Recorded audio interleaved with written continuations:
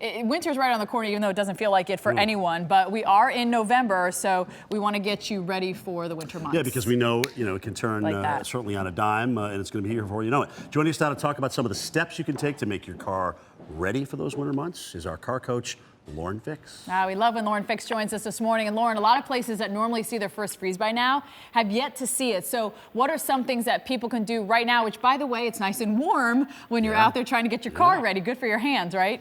Right, now is a good time to do it because when it gets really cold and you think, I probably need to put a coat of wax on my vehicle, you probably don't want to do it in below 40-degree temperatures. But the key is not to get iced by winter. Pardon my weather. Ooh, nice. I know you like that, Jim.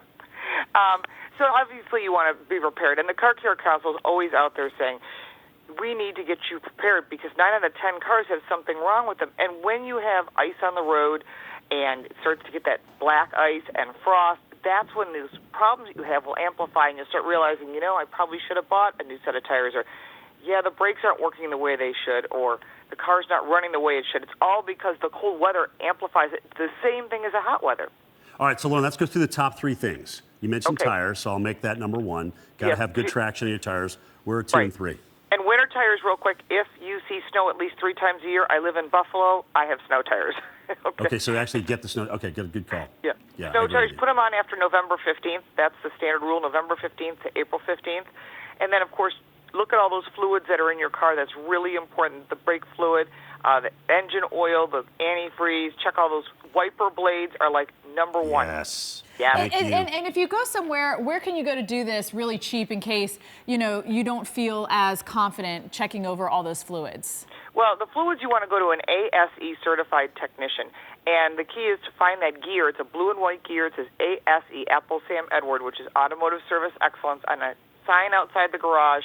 If you're ever concerned, you want to make sure to ask for a technician that is ASE certified.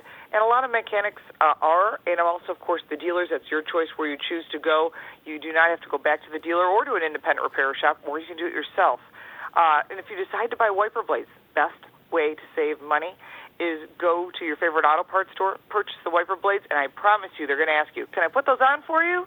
Absolutely. Oh, yeah. Good call. All right, so what about, be in a rush somewhere. We're showing a lot of video of winter and, people stuck in their cars. What do you need to have in your car for your survival?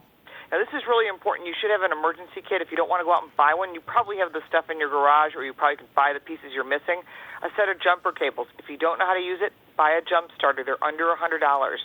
Flashlight, first aid kit. Use LED flares. Those are those LED magnetic, like the flare alerts you can put on your car rather than the striking flares, which can poison the water. Protein bars, snow brush, ice scraper, a blanket for every passenger, a cell phone charger. That's a huge one. And, of course, paper towels, work gloves, and some basic tools. All right, Lauren, one quick question. Yes or no on the nitrogen in the tires? Honestly, I've never done it. We use it in our race car, but that's a different story. We need to have every little second makes a difference. For a street car, it really doesn't make a huge difference unless you're going to be on top of it every single month, which you should be.